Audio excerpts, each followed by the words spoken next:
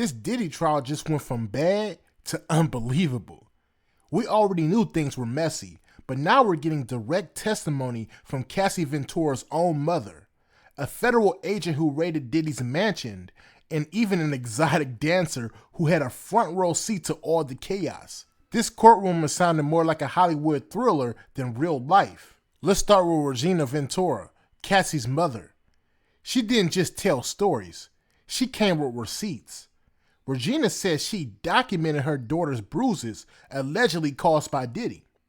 That alone had the room on edge, but it gets even crazier. She testified that Diddy once took Cassie's phone and that she had to call the police on him.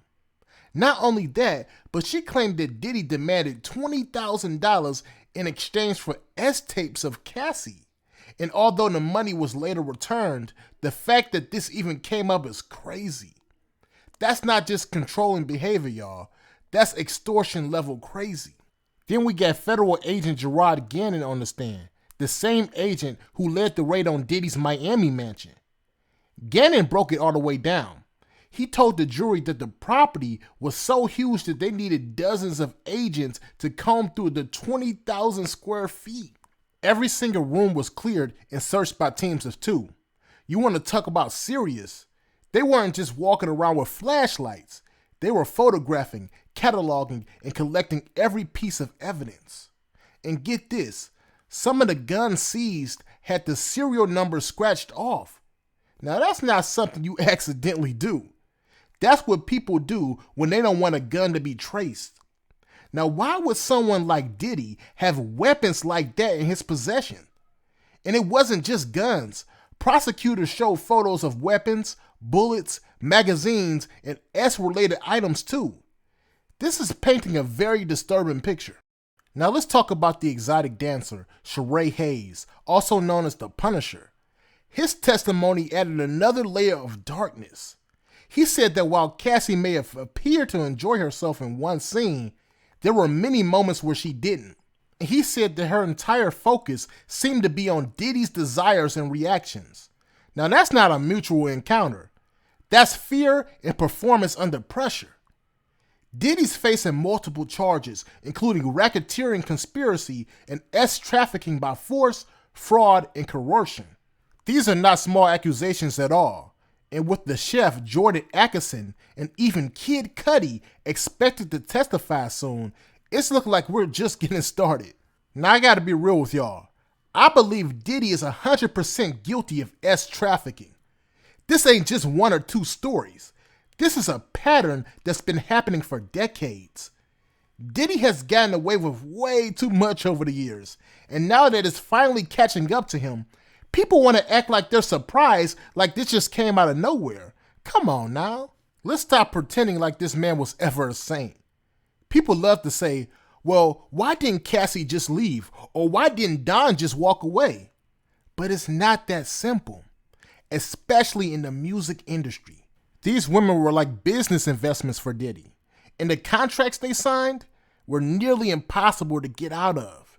So you gotta understand, folks like Diddy are gatekeepers. They use their power to coerce victims into doing whatever they want. And if you say no, you're blackballed, period. And it's not like these people have a backup plan. See, most artists in the game don't have college degrees or a skilled trade they can fall back on. See, this music thing is all or nothing for them. And Diddy knows that. He feeds off of it. He finds them young, full of hope, full of talent, and then traps them in predatory deals, and then manipulates them into doing what he wants. That's not just shady, that's predatory. We've been calling Diddy a mogul for decades, but what we really should have been calling him is a danger to society.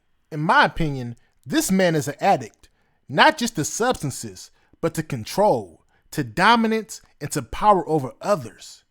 And if he gets out, he's just gonna find sneakier ways to do the same filth he's been doing for years. And let's not forget, this is the same guy who's been accused of violence, manipulation, and exploitation from multiple people across different decades. The same man who allegedly is involved in Biggie's unsolved murder conspiracy, shady business with artists, and now a full-blown S-trafficking case? Nah, see, Diddy's time is up. And this ain't no cancel culture. This is accountability culture. And honestly, it's long overdue. We need to stop idolizing these so-called moguls just because they made hit records. Just because somebody made more money, more problems, doesn't mean they're untouchable. Diddy needs to be rehabilitated, and if the justice system doesn't handle it properly, society will pay the price. Now don't get me wrong, I'm all for black excellence, and I'll be the first to admit that Diddy has done some incredible things for the culture. From launching Bad Boy Records to pushing the sound of hip-hop forward, his impact can't be denied. But we gotta be real with ourselves and make the clear distinction between P. Diddy, the mogul, and Sean Combs, the man. Because at the end of the day, no amount of hit records, flashy suits, or award show speeches can erase the damage he's done behind the scenes. Now, I'm not gonna lie, I'll never stop listening to the music he was involved in. I'm not that fanned out though that I can't separate the art from the artist. Just like R. Kelly. If folks still want to listen to R. Kelly's music, that's their decision. And honestly, it's nearly impossible to avoid his influence anyway. Between the songs R. Kelly wrote for himself, the tracks he produced for other people, and all the people who imitate his style, R. Kelly's fingerprints are everywhere. But that still doesn't change the fact that he's a danger to society and he needs to be rehabilitated. Too many of these so-called moguls start off by chasing success, but somewhere along the way, they get real high off their own power and then they lose touch with reality. They become completely self-absorbed, narcissistic, and dangerous. And the way people are defending him, saying stuff like Cassie wanted to do all that, man, I couldn't disagree more. Cassie doesn't even strike me as the type. She never gave off that wild, reckless energy. Trust me, I've seen some people who are really about that life. But Cassie? She looked more like somebody who got caught in the crossfire, a young girl with a dream. She just wanted to be the next J-Lo, and she thought that rolling with P. Diddy would make that happen. Instead, he used her, controlled her, broke her down, and unfortunately, she ain't the only one. Diddy had plans to ruin lives, and for years, he succeeded. I honestly hope this trial is the beginning of the end, not just for Diddy, but for every powerful gatekeeper who's been out there misusing their position in both the music industry and Hollywood. I believe that the United States government needs to step in, investigate, expose, and dismantle the system that's protected these monsters for too long in both the music industry and Hollywood. See, I used to tell artists, if going major makes sense for you, do it. But after seeing all this, I say nah. If you really care about your career, and more importantly, your life, stay independent.